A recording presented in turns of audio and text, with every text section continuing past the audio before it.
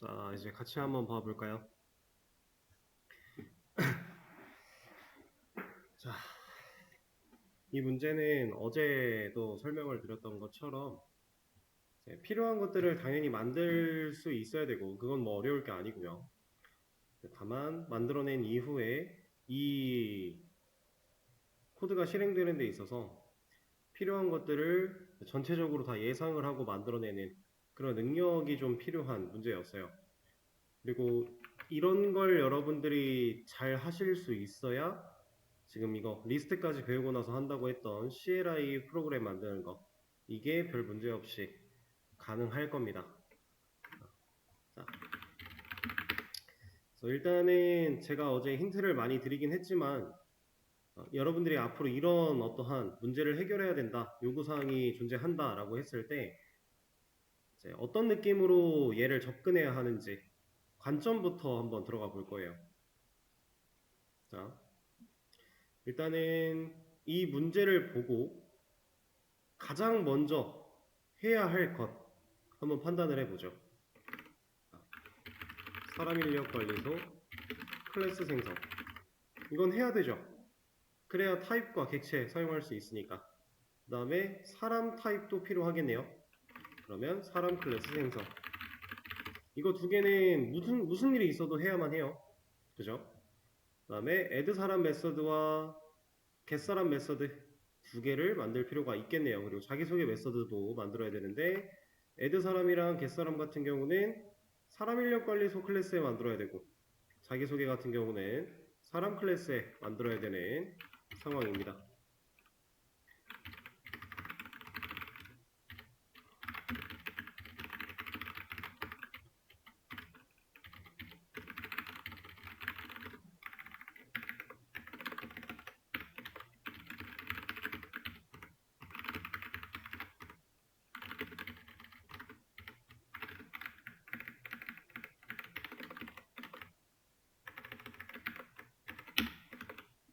일단 이 과정을 다 거치고 나면 코드상의 에러는 사라질 거예요. 그죠? 자, 여기서 이제 그 기본적으로 갖춰야 될 요소들을 다 갖췄다면 얘네들의 관계를 좀 파악할 필요가 있어요.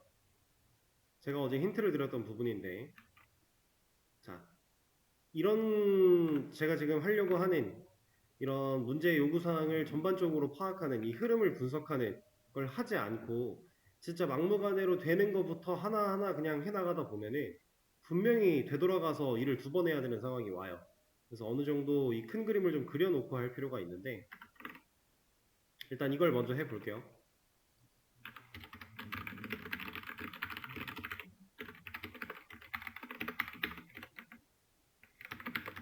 클래스 두 개 생성, 그 다음에 add 사람 메서드 생성, 그 다음에 get 사람 메서드 생성. 자, 근데 우리가 add 사람 메서드를 만들 때에는 당연히 리턴 타입에 대해서 고려를 할 필요가 없어요. 왜냐면 이 메서드가 호출되는 이 시점에 얘를 어딘가에 값으로서 넣어주려고 하고 있진 않으니까. 그렇죠? 이런 거는 그냥 만들 때 파악이 가능하겠죠. 자동 완성 기능을 사용해도 알아서 만들어 줄 거고요. 대신에 인자가 두 개 있으니 매개 변수는 두 개를 넣어줘야겠네요.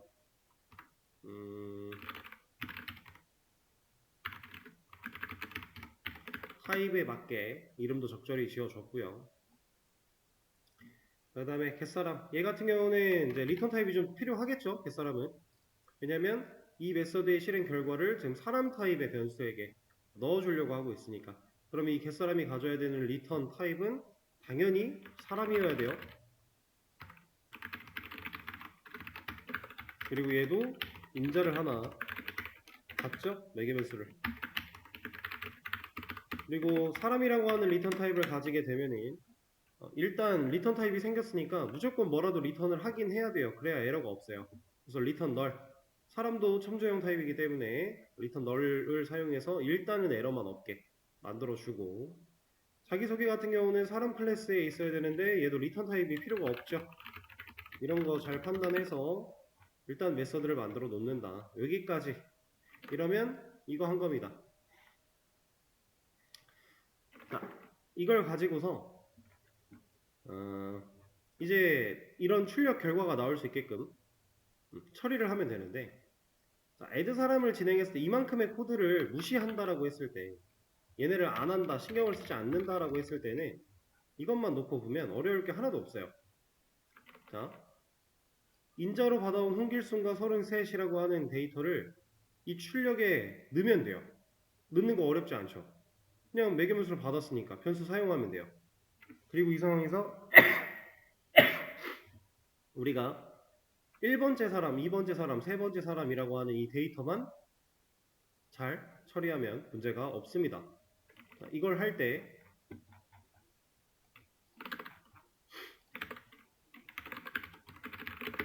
출력문 안에다가 그냥 넣는 거예요. 33n의 %d. 여기도 어쨌든 변수를 써야겠죠.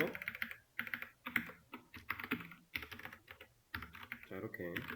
그리고 나이, 뭐 이제 어떠한 값 처리를 해야 될 거고, 그 다음에 이름, 이렇게 데이터를 넣어주면 얘는 문제없이 출력의 결과를 보여줄 겁니다. 자, 이거 중간거 없이 일단 생각을 해보자면 이것만 해도 애드 사람은 잘 돼요. 1번째 라고 하는 이거 제외하고 나머지는 잘 되죠. 이건 당연히 잘 되는 건데, 이제 이 번호 첫 번째, 두 번째, 세 번째라는 걸 알기 위해서 애드 사람이 처음 실행됐을 때는 1번이고 두 번째 실행됐을 때는 2번이고 세 번째는 3번이어야 되는 이런 상황을 해결하기 위해서 우리는 변수 하나를 또 만들어서 쓸 필요가 있어요. 자, 그럼 제가 여기다가 번호라는 변수를 하나 만들어서 처음에는 0이라는 값을 넣어놓고 이 번호의 값을 1 증가시킨다. 그리고 여기다가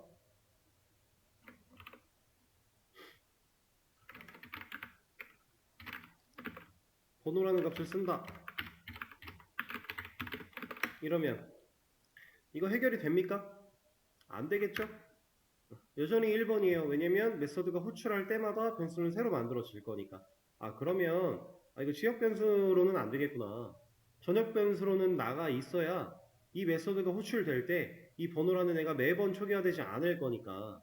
그죠? 그럼 얘를 밖으로 빼요. 자, 근데 명시적 초기화는 우리가 안 한다고 했으니 안 해주고요.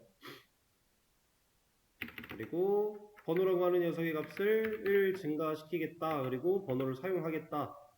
문제 없겠죠? 이제 정확하게는 디스가 지금 생략되어 있는 상황일 텐데.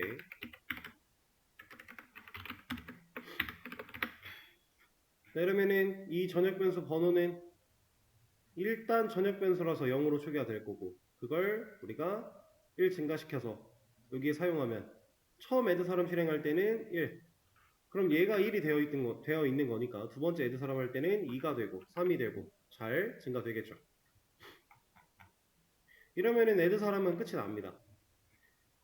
이건 지금 이 상황은 이제 큰 흐름을 보지 않고 그냥 필요한 것만 이것만 딱 해놓은 다음에 그냥 하나하나씩 해보는 거예요. 일단 근데 이렇게 처리를 하고 나면 이제 여기서 문제가 생길 수밖에 없어요. 어떤 문제가 생기느냐. 자, 출력은 문제없이 보여줬지만 갯사람이라는 걸 통해서 1이라는 인자를 넘겨주게 되면 얘는 첫 번째 사람 홍길순씨 33살인 홍길순씨의 데이터를 지금 이 자리에 남겨줘야 돼요. 그게 여기한테 들어가야 되고 그래야 얘가 자기소개를 할 때 1번 홍길순 33이라는 데이터를 사용할 거니까. 자, 그러면 getSa람이라고 하는 메서드에서는 사람 타입의 리턴을 해야 되는데 홍길순 33 얘는 1번이야 라고 하는 데이터를 리턴을 해줘야 됩니다. 얘는. 근데 그 데이터가 어디 있어요? 어디에도 없어요. 우리는 add 사람을 추가하겠다라고 해서 이 메서드를 통해 사람을 출력으로 보여주긴 했지만 이렇게 보여준 데이터를 어딘가에 백업 시켜놓지는 않았어요. 우리 그 제공격 메서드 같은 거 문제 풀 때 메서드 안쪽에서 사용할 수 있었던 데이터를 백업하기 위해서는 전역 변수에 넣어야 되는 문제가 있었죠? 그거를 똑같이 활용하면 되는 거였어요. 자, 그러면 그 원리를 사용해서 사람이라고 하는 데이터 타입으로 자, 사람을 하나 변수를 만들어냅니다. 그리고 이 사람이라고 하는 녀석은 어떤 데이터를 저장해야 돼요? 몇 번째, 이름, 나이가 어떻게 되는지 데이터를 저장해야 돼요. 그래서 이 사람 타입인 A 사람, 얘는 사람 리모컨을 가질 수 있을 텐데 이 녀석이 가지고 있는 리모컨을 눌러서 이름, 나이, 번호를 저장하겠다라고 하는 행위를 할 수 있어야 됩니다. 그러려면 변수가 있어야 돼요.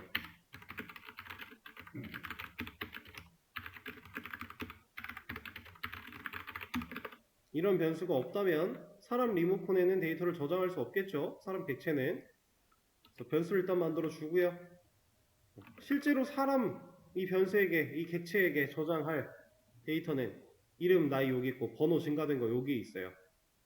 그러면 여기서 A 사람 리모컨 눌러서 이름이라는 변수에다가 매개 변수 이름이라는 값을 넣어주고 A 사람 리모컨 눌러서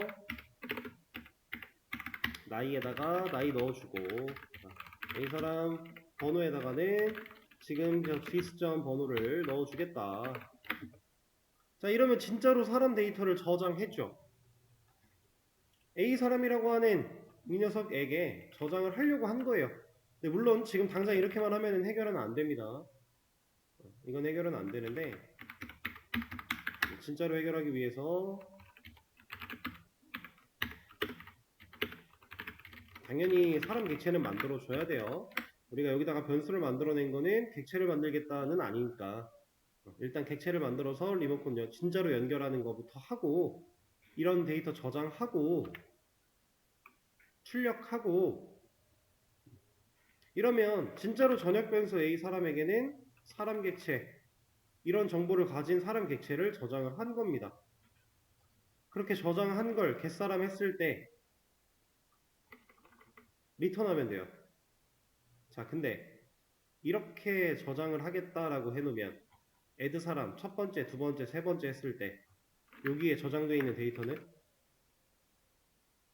마지막 데이터밖에 없겠죠. 왜냐면 매번 얘는 새로운 객체 연결해서 계속 바뀔 거니까, 그죠?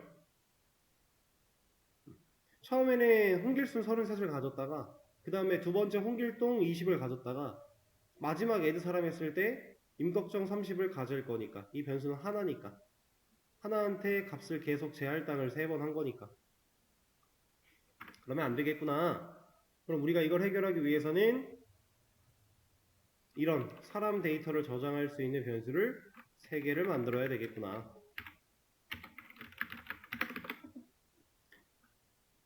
적어도 지금 3명이니까 3개가 필요하겠구나 라고 판단을 하는 거예요.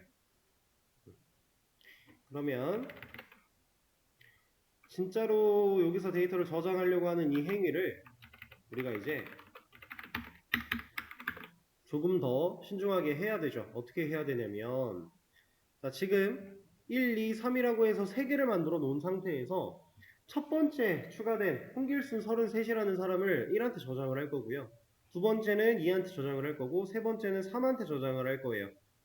그러면 첫 번째 애드 사람일 때는 얘한테만 저장, 두 번째 애드 사람일 때는 얘한테만 저장 이런 거 해야 되잖아요. 이거 어떻게 판단할 겁니까? 첫 번째, 두 번째, 세 번째 어떻게 알아요? 번호 가지고 알면 되죠. 우리가 번호를 그렇게 사용하고 있으니까. 그렇죠? 그러면 조건 사용하는 거예요. 만약에 시스점 번호가 1과 같아? 그때는 A 사람 1이라는 녀석에게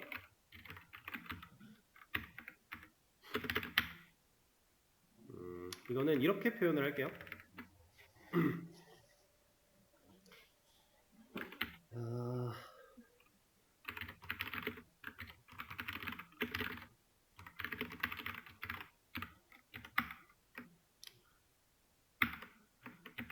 이런 식으로 한번 가보죠. 최대한 최적화 효율적인 코드를 작성을 해야 되니까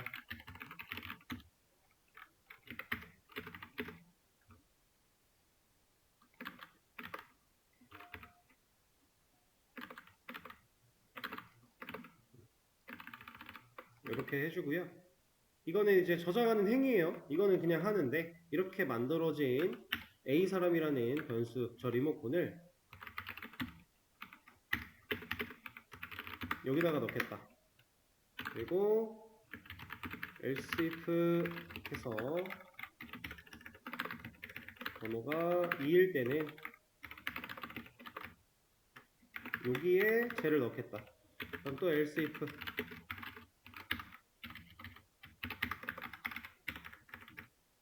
번호가 3일 때는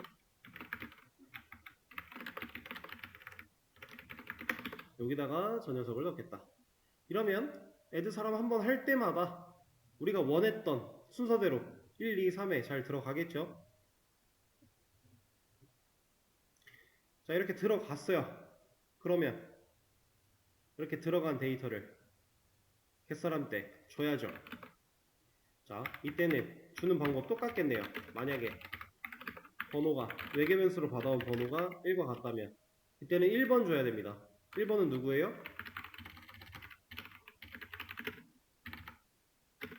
A사람 1. 그 다음에 else if 번호가 2라면 이때는 2를, 그 다음에 번호가 3이라면 이때는 3을. 이러고 얘는 지우면 안 되겠죠? 이 녀석 없으면은 무조건 어떤 경우에도 리턴이 존재해야 되는 상황에서 해결이 안 될 거니까. 그렇다고 얘를 else로 만들다니 네 번째 사람이 만약에 추가된다 그러면 문제가 생길 거니 이거는 그냥 일단 두도록 할게요. 이렇게. 자, 이러면 add 사람 할 때 진짜로 데이터를 저장한 거고 get 사람 할 때 진짜로 데이터를 꺼내 오아서 리턴하는 거예요. 그럼 이 과정을 다 거쳤을 때 get 사람은 1번 사람 데이터 A 사람 1 잘 가지고 있을 거고요. 넘겨줬고 여기서는 A 사람이 잘 넘겨줬고 여기서는 3 잘 넘겨줬으니까 그렇게 받아온 데이터를 가지고 자기소개에 활용하면 되겠네요.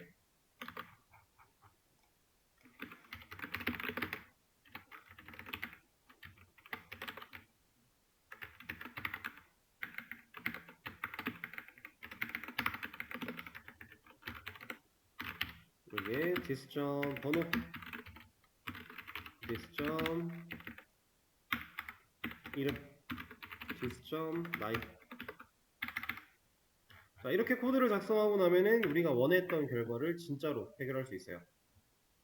add 사람 잘 됐고 get 사람 잘 돼서 자기소개까지 문제없이 할 수 있습니다. 자, 지금 이거 제가 아까 말씀드린 것처럼 여기까지만 판단한 뒤에 그냥 되는 대로 해본 거예요. 필요한 것들 그때그때 판단해서 처리를 했습니다. 자, 이렇게 할 수 있는 분이 얼마나 있을까요? 지금 현재 시점에서 이거 아마 안 될 거예요. 이런 식으로 그럼 이거 안 되겠네? 이거 해야 되겠네? 그럼 이거 이렇게 만들어야 되겠구나. 이거 몇 개 필요하겠구나. 그러면 조건으로 이렇게 처리해야지? 그럼 겟사람에서 이렇게 줘야지? 이게 자유자재로 그냥 지금 당장 되시는 분이 많지가 않을 겁니다. 어려운 게 당연한 거예요. 그래서 그냥 무대뽀로 가면 이런 느낌으로 가야 되는데 이건 사실 더 힘든 일이니까 여러분들이 얘를 어떤 관점으로 생각을 해야 되고 어떻게 어떻게 흐름을 가져가야 하는지 그거를 다시 얘기를 해볼 겁니다. 그러니까 지금 보여드렸던 설명으로 이해가 되셨다면 이제 그 다음 설명은 당연히 더 이해가 잘 될 테지만 지금 게 이해가 안 되셨다면 지금부터 하는 설명에 집중을 잘 해보세요. 이거는 문제 상황으로 좀 돌려놓고 해보죠. 자, 이 문제를 풀어야 될 때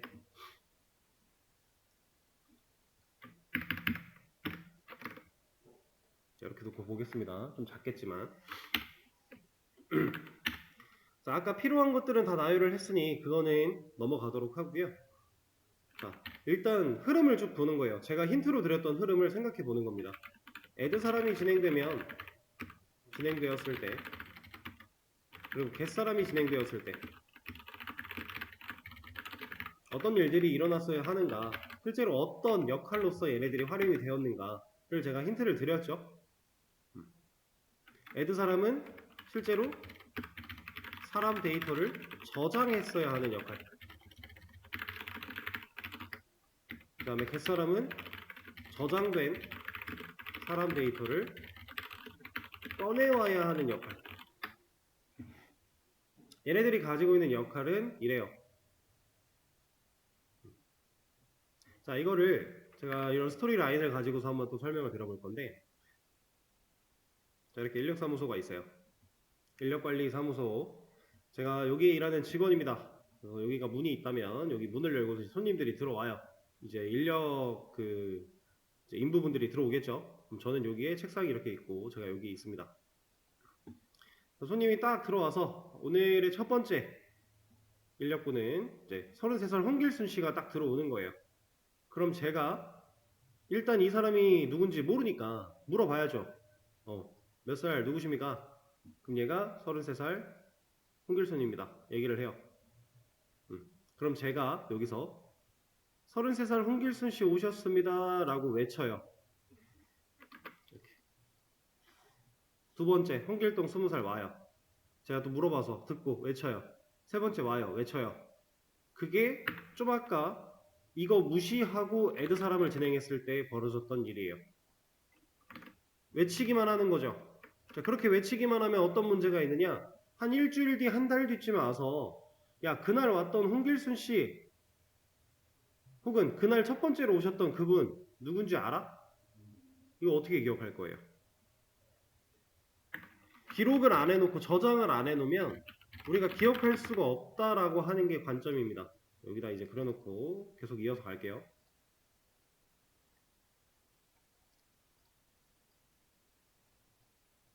누군가 왔을 때 이 사람에 대한 정보를 어딘가라도 기록을 해놓지 않으면, 이런 종이에다가 이렇게 써놓지 않으면 우리가 시간이 지났을 때 이 정보를 완벽하게 기억해내거나 할 수가 없다라고 하는 문제예요. 그래서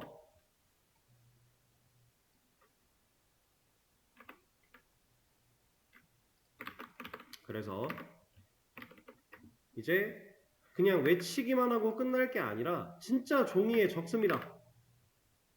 1번 누구, 2번 누구, 3번 누구 이렇게 적어요. 자, 이렇게 열심히 적어 놓고 쓰레기통에 버려요. 그게 아까 전에 A 사람 변수 하나 만들어서 진행했을 때 상황이에요. 계속 덮어 씌워지니까 그 데이터가 보존이 안 되죠.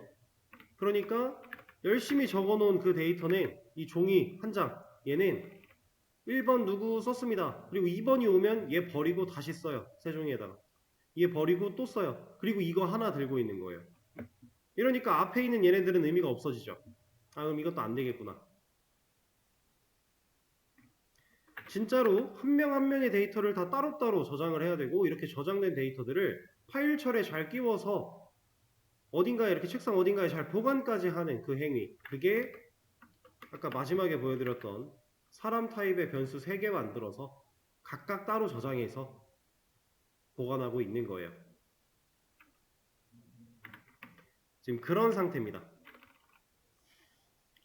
그래서 애드 사람을 했을 때에는 결국 저장을 해야 된다 라고 하는 거. 그 다음 겟 사람을 했을 때에는 저장된 데이터를 꺼내올 수 있어야 된다. 얘가 종이에 써놓은 1번 누구, 2번 누구, 3번 누구, 이거를 파일철에 끼워서 보관하는 것까지, 그게 애드 사람이 해야 되는 역할. 그 다음 겟 사람은 이렇게 껴져 있는 파일철에서 내가 원하는 1번이냐 2번이냐 3번이냐에 따라 내가 원하는 그 사람을 콕 집어서 가져올 수 있는 역할, 이게 겟 사람이 해야 되는 역할이에요. 여러분들이 이걸 파악하는 게 제일 중요합니다.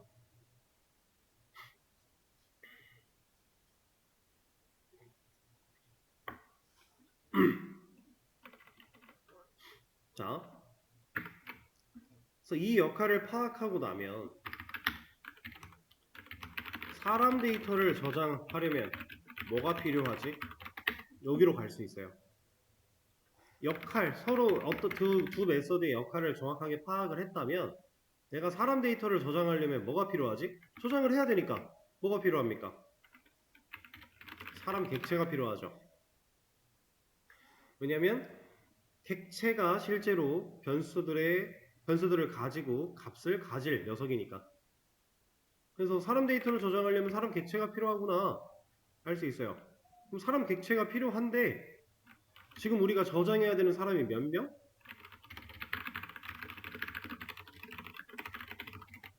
3명. 그럼 몇 개의 객체? 3개의 사람 객체가 필요하구나. 이런 식으로 가는 거예요. 아까 전에 맹목적으로 가게 되면은 생각해내기가 되게 쉽지 않습니다. 근데 이 생각의 흐름을 내가 이 녀석을 만들 때 얘가 해야 되는 역할, 초점이 어떻지? 라는 걸 파악해 놓고 가면 우리가 해야 되는 근본적인 목적은 해야 되는 일은 사람 데이터의 저장이니까 여기에 초점을 딱 맞추고 나면 사람 데이터를 저장하려면 당연히 사람 객체 있어야 되고 사람 객체 하나가 한 명의 사람 데이터를 저장할 거니까 우린 3명의 데이터를 저장해야 되니까 그럼 3개의 사람 객체가 필요하겠구나. 여기까지 도달할 수 있다는 거죠. 그리고 실제로 저장만 잘 되면 꺼내오는 거야. 그냥 갖다 꺼내주면 되는 거니까 문제될 게 별로 없어요. 생각의 흐름을 이렇게 가져가야 된다라고 하는 거.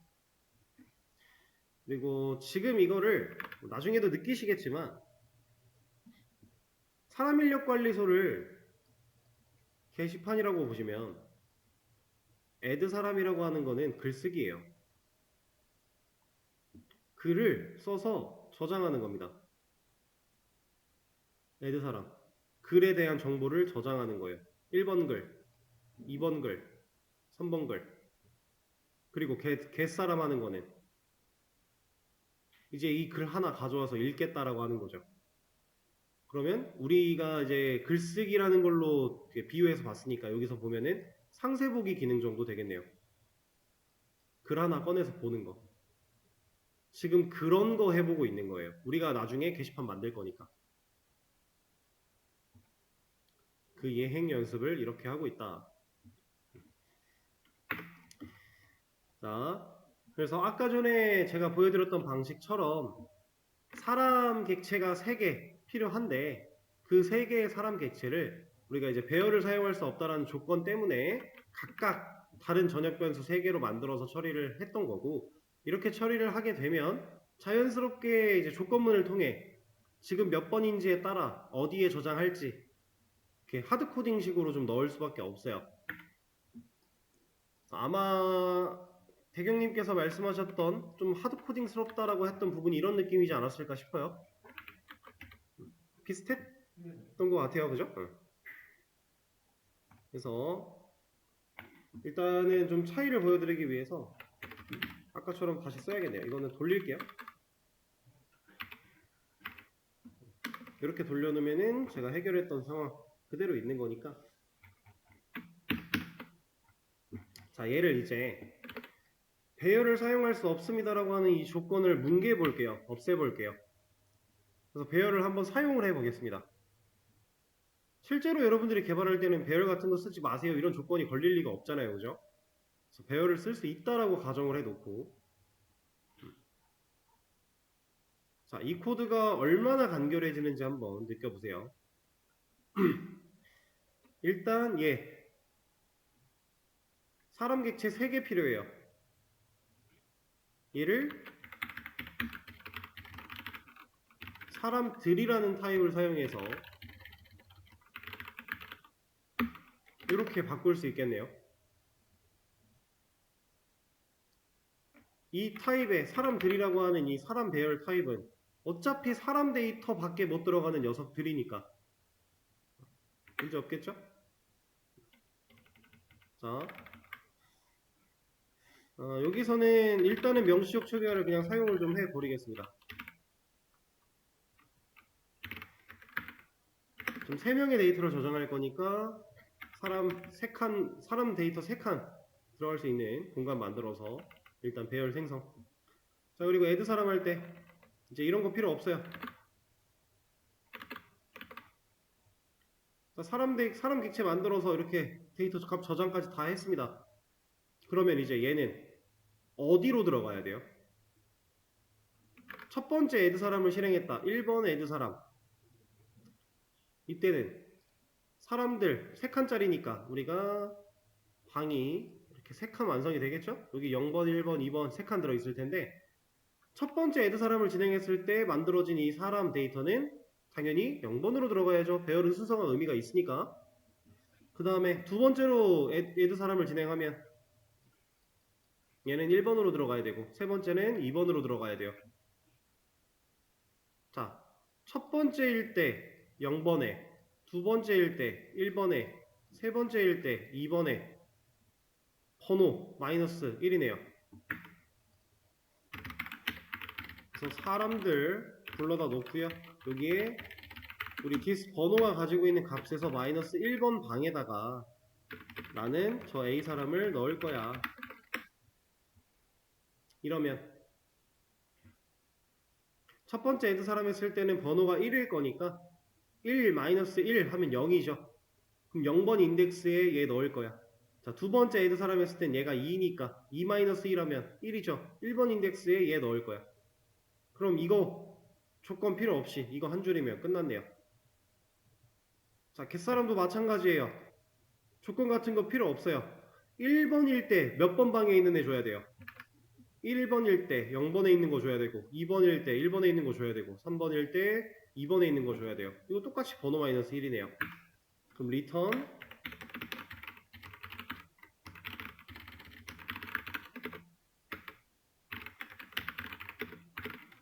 이러면 끝나겠네요. 알아서 판단하고 갖다 줄 거니까. 자, 배열을 쓰면 이렇게 간단해집니다. 지금 불필요했던 이런 과정들을 싹 다 없앨 수 있어요. 자, 그리고 사실 여기서는 또 압축이 가능한, 최적화가 가능한 부분이 하나가 더 있는데, 자, 지금 이거 한번 볼게요. 자, 얘는 사람 객체를 만들어서 번호, 이름, 나이의 데이터를 저장하는 역할을 해요. 이 코드는. 그죠? 얘는 이 정보가 객체가 만들어지고 나서 저장이 되고 있는데 사실은 이래도 되지 않나요?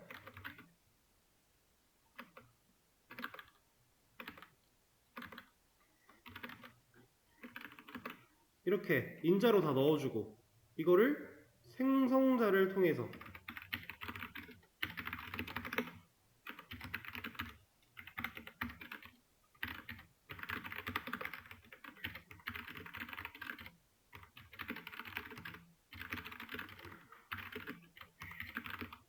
이렇게 받아주겠다라고 만들어 놓으면 여기 사람 객체를 만드는 이 시점에 번호, 이름, 나이 여기로 다 빨려 들어올 거고요. 그거를 디스 번호 여기다가 저장, 여기다가는 또 얘를 저장, 여기다가는 또 얘를 저장하면 우리가 생성자를 통해 객체가 만들어짐과 동시에 이러한 필요한 값들을 다 가진 채로 객체를 만들어낼 수 있겠네요. 그러면 객체 만들고 나서 데이터 변수에 값 추가하는 과정 3줄을 생성자를 통해 한 줄로 객체 만드는 거 한 줄로 끝내버릴 수가 있죠. 그리고 사실 이 과정은 이렇게 써도 무방합니다. 이렇게도 압축이 되는 거예요. 어차피 사람들이라고 하는 배열은 사람 데이터가 들어가면 되니까 사람 객체 만들어서 이 녀석이 가진 리모컨 넣겠다라고 하면 똑같은 얘기가 되는 거예요. 그럼 코드는 훨씬 더 간결해지는 거죠.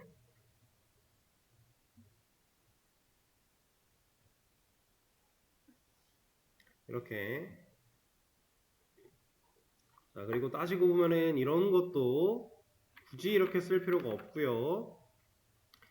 여기에서 사용이 될 때 전위연산자를 써주면 먼저 번호의 1, 번호라는 변수가 가진 값을 1 증가시킨 후에 출력의 사용. 그럼 이미 증가된 시점에서 출력했고 그 다음 그 번호 쓰면 증가가 되어 있는 거예요. 문제없이 잘 나온다.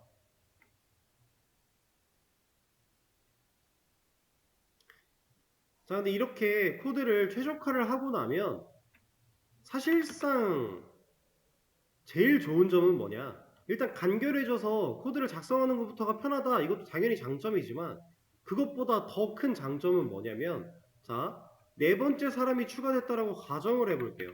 애드 사람을 하나 더 해요. 그래서 임꺽정이 아니라 뭐 김철수라는 사람이 25살인데 왔어요.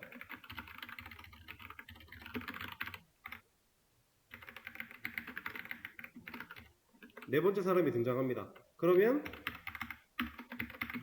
자기소개도 한 번 더 해야 되겠죠?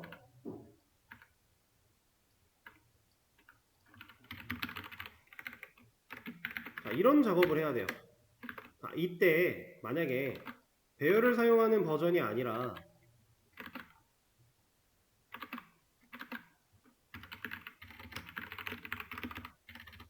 우리가 맨 처음에 했던 이걸 가지고 처리를 하는 상황이었다면, 이러려면은 저것도 필요하겠네요.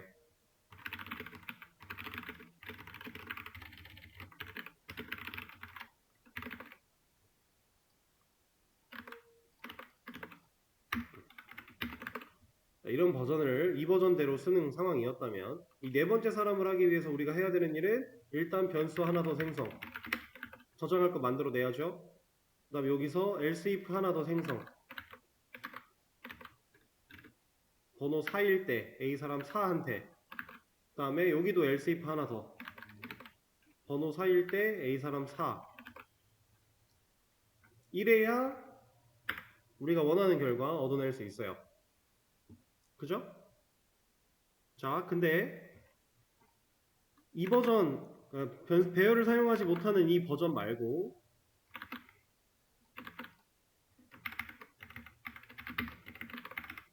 배열을 사용하는 버전으로 다시 돌려볼게요.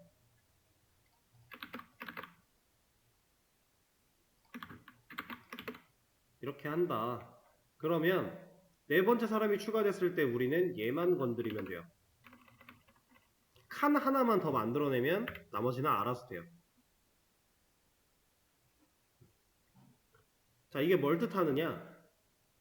상황이 변했을 때 내가 코드를 얼마만큼 수정해야 되느냐를 뜻하고 있는 거예요.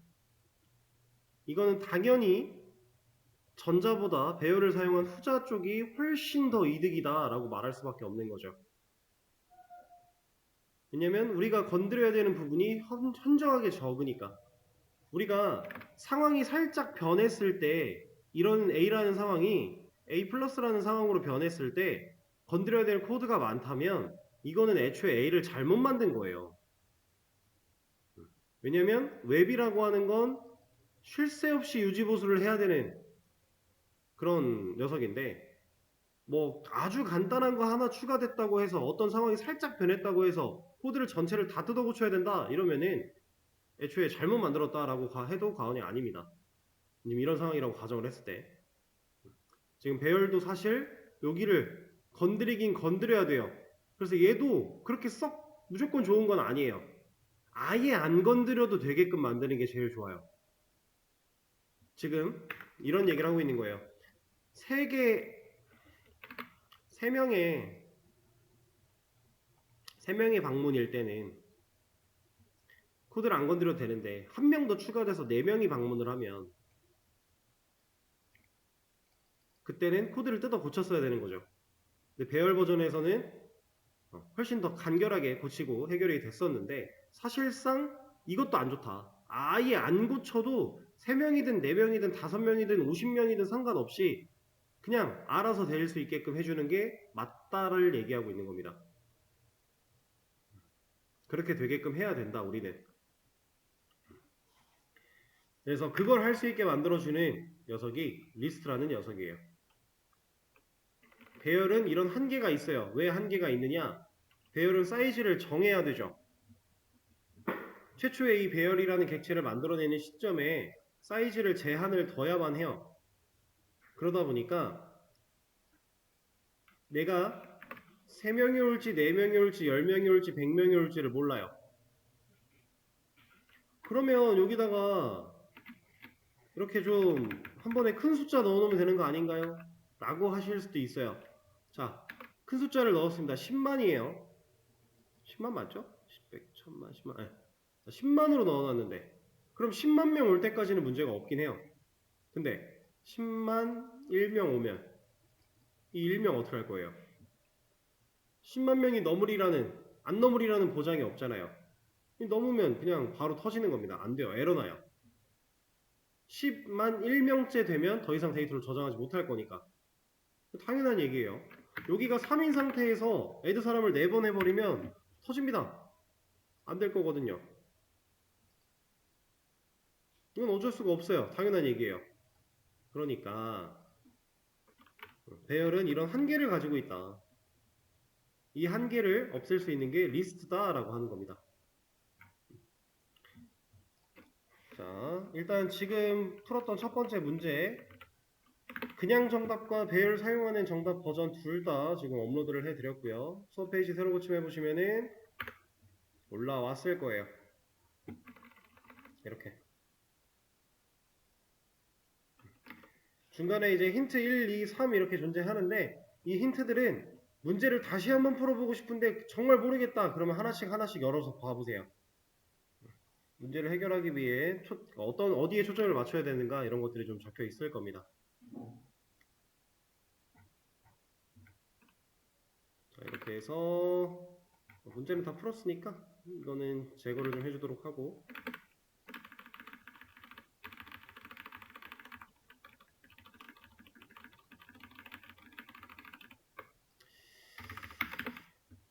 그리고 이제 리스트에 대한 내용을 들어갈 건데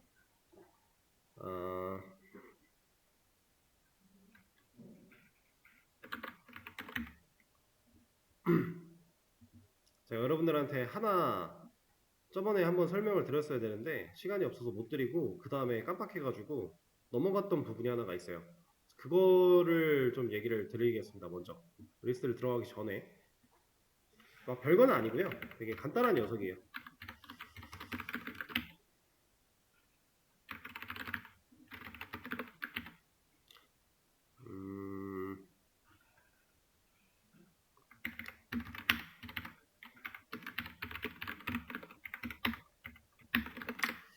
자, 제가 지금 아티클이라고 하는 클래스를 하나 만들었어요.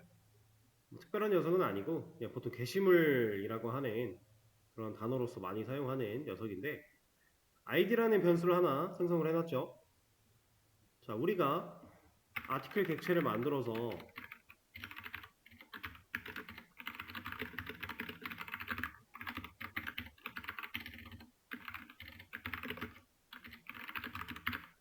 얘를 출력하면 뭐 나와요? 0 나오겠죠.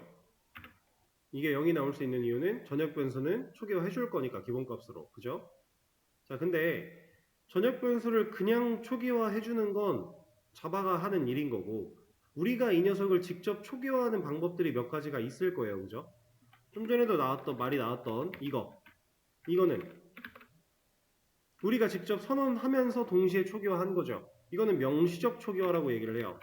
제가 이 얘기를 안 들었던 것 같아가지고 이거 명시적 초기화 제가 말씀드린 적 있나요?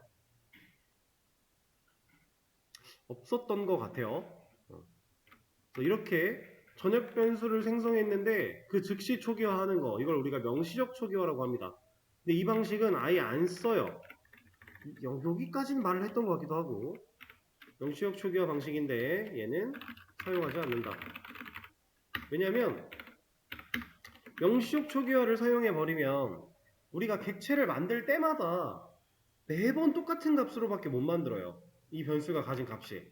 왜냐면 애초에 변수가 만들어진과 동시에 초기화가 될 거니까. 그죠?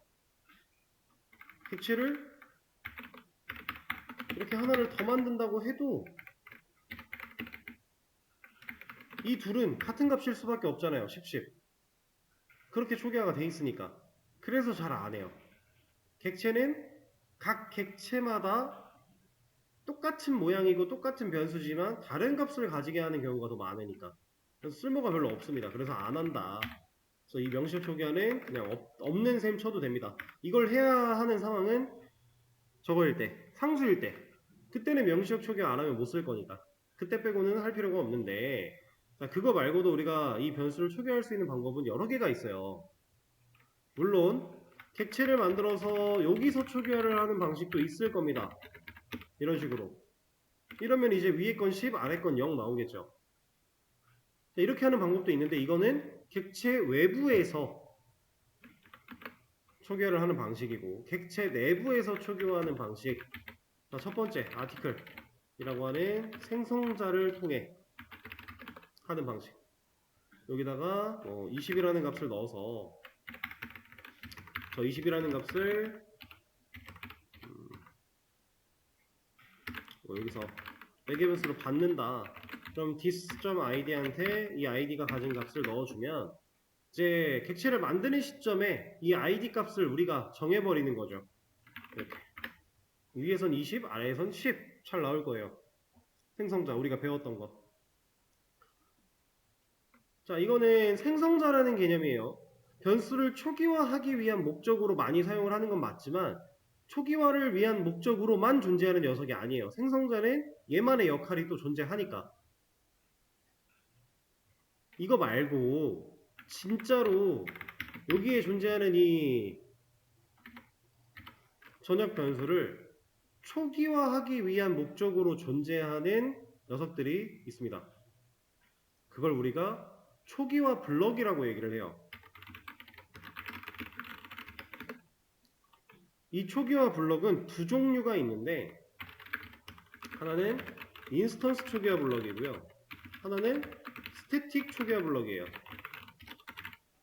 스태틱 초기화 블럭은 보통 초기화라는 단어를 잘 안 붙이고 사용을 했던 것 같아요. 스태틱 블럭 그냥 이렇게 표현을 하는 것 같은데. 자, 이 녀석들은 클래스가 가지고 있는 전역 변수에서 인스턴스 변수를 초기화할 때 사용하는 블럭 이란 뜻이고요. 스태틱 블럭은 스태틱 변수를 초기화할 때 사용하는 블럭이라는 뜻이에요. 근데 이 녀석들도 필수는 아니고 그냥 원하면 필요하면 쓰는 건데 자 지금 이 아티클 클래스 안에 있는 id라는 변수는 인스턴스 변수입니까? 스태틱 변수입니까? 얘는 당연히 인스턴스겠죠?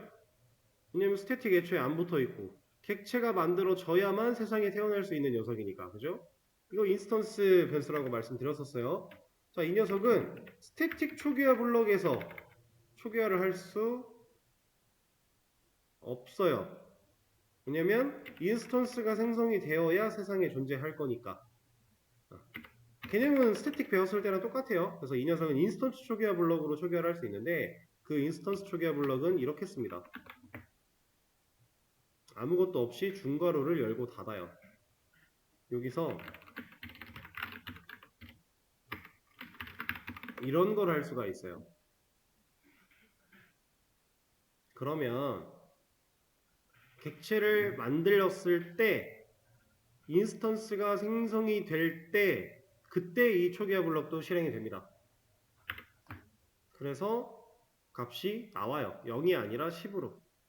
근데 이렇게 나오게 되면 사실 이거는 명시적 초기화랑 별반 다르지가 않아 보이죠. 실제로 그렇게까지 큰 차이가 있지는 않습니다. 그래서 이 녀석도 잘 안 써요. 실제로 잘 사용을 하지 않아요. 근데 이런 게 있다. 코드를 보다 보면 쓰여있는 경우가 꽤나 있을 수 있으니까 말씀을 드리는 거고. 자, 스태틱 초기화 블럭도 볼 겁니다. 스태틱 초기화 블럭은 이렇게 써요. 간단하죠?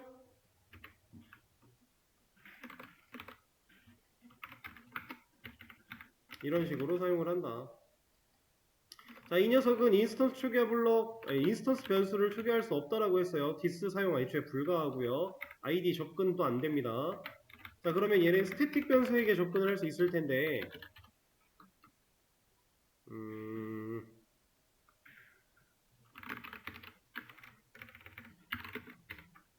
이렇게 하나 만들어 놓고,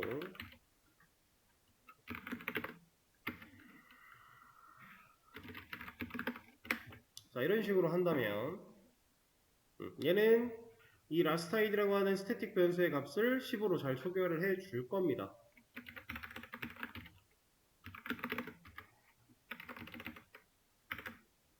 물론 이렇게 쓰는 게 별로 의미는 없지만 잘 초기화를 해줘요. 이건 20으로 해볼까요? 그래야 좀 티가 날 거니까. 잘 나옵니다, 이렇게. 자, 그럼 이 둘의 실행 순서를 좀 보죠. 그리고 하는 김에 생성자까지도 좀 봅시다.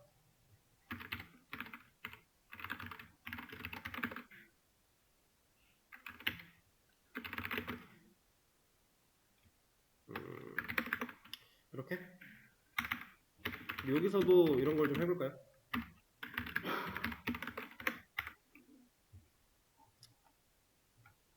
자, 1, 2, 3 중에 누가 가장 먼저 찍혀 나올 것인지, 그리고 실제로 id의 값은 뭐가 출력이 될 것인지 따져보면 213 출력됐고 30, 20이래요. 자, 지금 순서 볼게요. 스태틱 블럭이 가장 먼저 됐고요. 그 다음에 인스턴스 초기화 블럭이 그 다음 일을 했습니다. 그리고 나서 생성자가 일을 해요. 그러니까 마지막에 일한 30이라는 값이 출력되어 나오는 거예요. 생성자보다도 더 먼저 인스턴스 초기화 블럭이 일을 한다. 그거보다도 먼저 스태틱 블럭이 일을 한다. 순서대로 써보자면 이런 느낌이겠죠.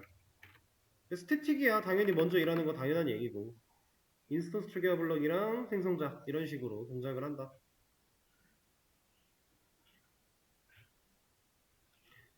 자, 그리고 아까 인스턴스 변수는 스태틱 블럭에서 초기화를 못한다라고 했는데, 스태틱 변수는 인스턴스 초기화 블럭에서 초기화할 수 있나요? 여기서 이런 거 되나요? 되죠? 안 될 거 없어요? 인스턴스가 생성되는 시점에는 이미 스태틱 변수는 세상에 있으니까 가져다 쓸 수 있다의 개념. 그러면 스태틱 초기화 블럭보다 나중에 일을 할 거니까 얘도 이제 30으로 나오겠네요. 이런 거, 이런 블럭들이 좀 있다. 근데 실제로 여러분들이 막 엄청나게 이거에 대해서 실제로 활용하는 경우가 많지는 않을 거고, 특히나 인스턴스 초기화 블럭은 쓸 일이 거의 없다고 보셔도 되고, 스태틱 블럭은 간혹 써야 돼요. 스태틱 변수를 우리가 공유 자원으로서 공유 자원의 능력치를 가지게 하기 위해서 사용했을 때 이 녀석을 초기화하기 위한 블럭으로 사용하는 경우가 종종 있어요. 그래서 이 녀석은 좀 알아도 인스턴스 초기화 블럭은 크게 모르셔도 괜찮다. 그냥 그 정도. 생성자야 뭐 당연히 아셔야 되는 거고.